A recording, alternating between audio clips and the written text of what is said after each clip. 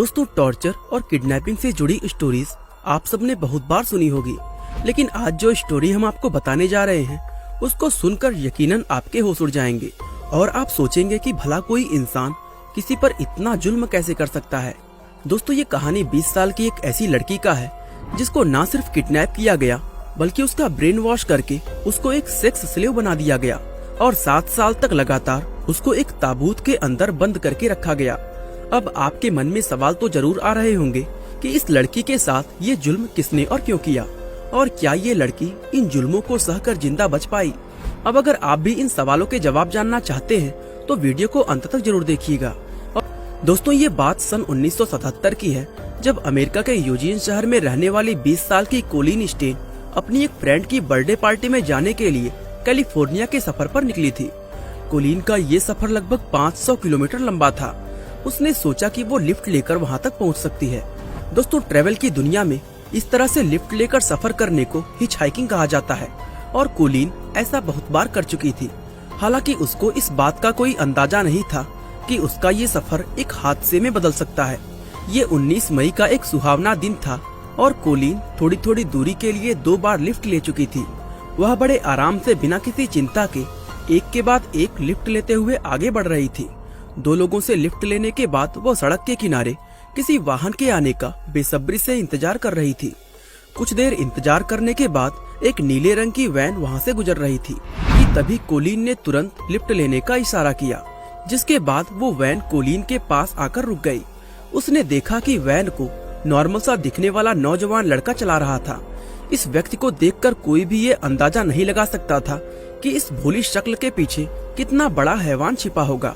Colin को भी इसका कोई अंदाजा नहीं हुआ और वह बिना किसी डर के उस वैन में सवार हो गई। आपस में थोड़ी बातचीत होने पर पता चला कि उस लड़के का नाम कैमरून हुकर और उसकी पत्नी का नाम जेनिस हुकर था। उस समय कैमरून की उम्र 23 साल और उसकी पत्नी जेनिस की उम्र सिर्फ 19 साल थी। साथ ही उन दोनों ने लव मैरिज की थी और वह कैलिफोर्निया के रेड ब्लफ में रहते थे। असल में कैमरून एक साइकोपैथ था जिसको जवान लड़कियों का यौन शोषण करने, उनको मारने पीटने और टॉर्चर करने से खुशी मिलती थी।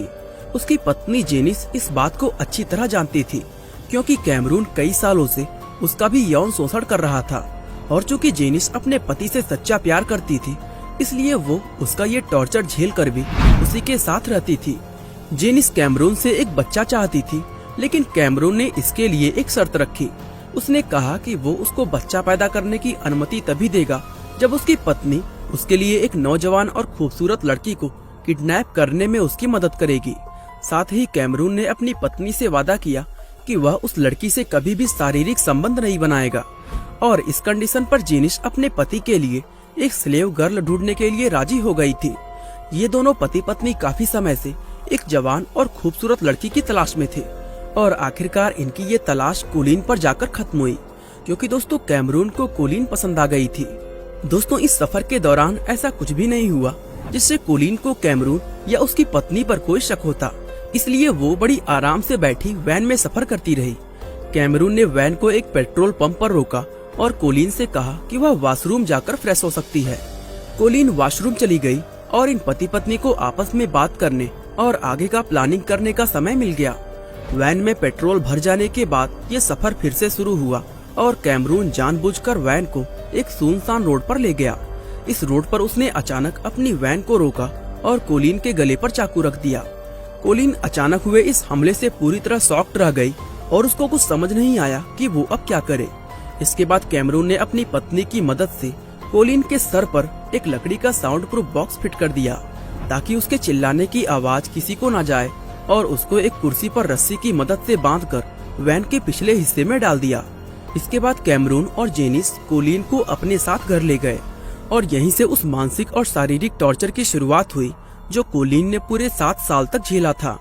घर पहुंचने के बाद इन दोनों पति पत्नी ने बिना कोई समय गंवाए कोलिन पर अपने टॉर्चर की शुरुआत कर दी थी। कैमरून ने कोलिन के कपड़े उतारकर उसको रस्सी से लटका दिया और उसको बुरी तरह मारना पीटना शुरू कर दिया, जबकि जेनिस वहीं खड़ी ये सब मुस्कुराते हुए देख रही थी। दरअसल दोस्तों, उसको खुशी थी कि अब उसका पति उसको टॉर्चर नहीं करेगा क्योंकि अब उसके पास टॉर्चर करने के लिए उसके खुद की एक स्लेव गर्ल मौजूद थी। कोलिन का ये पहला टॉर्चर कई घंटों तक चलता रहा, जो उसके लिए किसी नर्क से कम नहीं था। हालांकि दोस्तों अभी तो सिर्फ शुरुआत हुई थी और आगे उसको और भी बहुत कुछ झेलना था। कोलिन को लगा कि ये लोग उसको जल्दी ही जान से मार देंगे, लेकिन कैमरून का ऐसा कोई भी इरादा नहीं था, क्योंकि वह तो उसको हमेशा इसी तरह अपना गुलाम बनाकर अपने साथ रखना चाहता था। इस टॉर्चर का सेशन पूरा होने के बाद कैमरून ने कोलिन को लकड़ी से बने एक ताबूत जैसे बॉक्स के अंदर डाल दिया।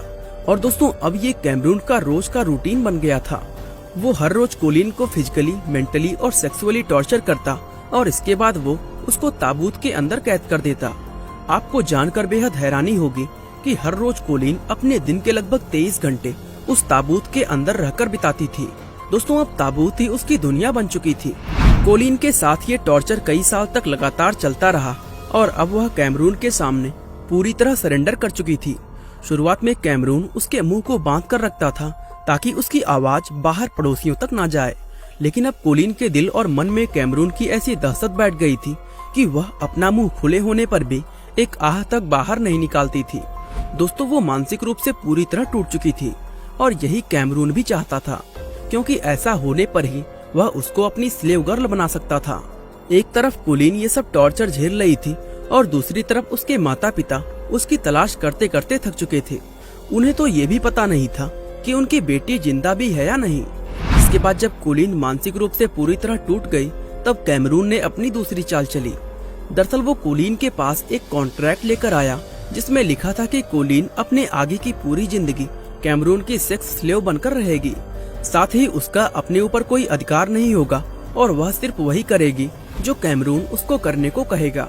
कैमरून ने कोलिन से जबरदस्ती वो कॉन्ट्रैक्ट साइन करवा लिया और साथ ही उसने उसको ये भी बताया कि ये कॉन्ट्रैक्ट द स्लेव कंपनी नाम की एक एजेंसी जारी करती है और अगर कोई व्यक्ति इस कॉन्ट्रैक्ट को तोड़ता है तो एजेंसी के लोग उसके पूरे परिवार को मौत के घाट उतार देते हैं। इस तरह की बातें करके उसने कोलिन को ये यकीन दिला दिया कि वह कानूनी तौर पर उसकी स्लेव बन चुकी है और अगर वो अपने परिवार की सलामती चाहती है तो उसको पूरी जिंदगी इसी तरह उसकी गुलाम बनकर बितानी होगी।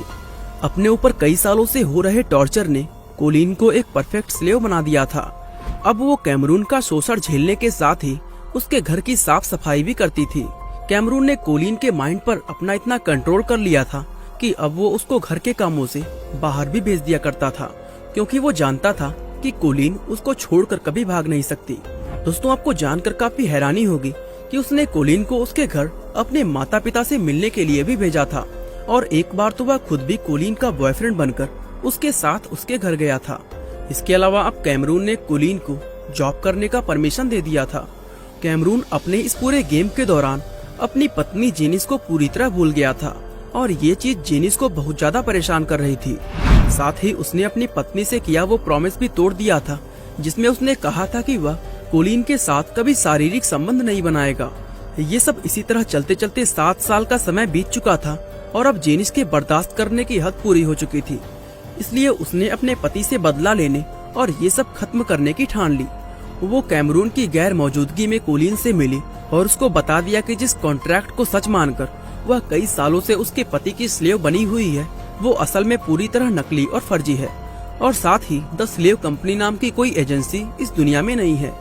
ये सब कुछ बताकर उसने कोलिन के वहाँ से भागने में उसकी पूरी मदद की और आखिरकार 7 साल बाद कोलिन कैमरून के चंगुल से निकलने में कामयाब हो पाई। कोलिन ने ये पूरी कहानी जब अपने माता पिता को बताई तो उनके शिकायत करने पर ये मामला कोर्ट में गया। कैमरून की पत्नी जेनिस ने अपने पति के खिलाफ गवाही दी और कोर्ट में सब कुछ सच बता दिया। दोस्तों इस गवाही के चलते कैमरून को दोषी मानकर आजीवन कारावास की सजा सुनाई गई। वैसे कोलिन को कोर्ट में इंसाफ तो जरूर मिल गया था, लेकिन इस घटना के बाद उसकी जिंदगी फिर कभी पहले जैसे नहीं हो पाई। बाकी दोस्तों आज के लिए बस इतना ही। इस घटना के बारे में आपका क्या राय है हमें कमेंट करके जरूर बताएं।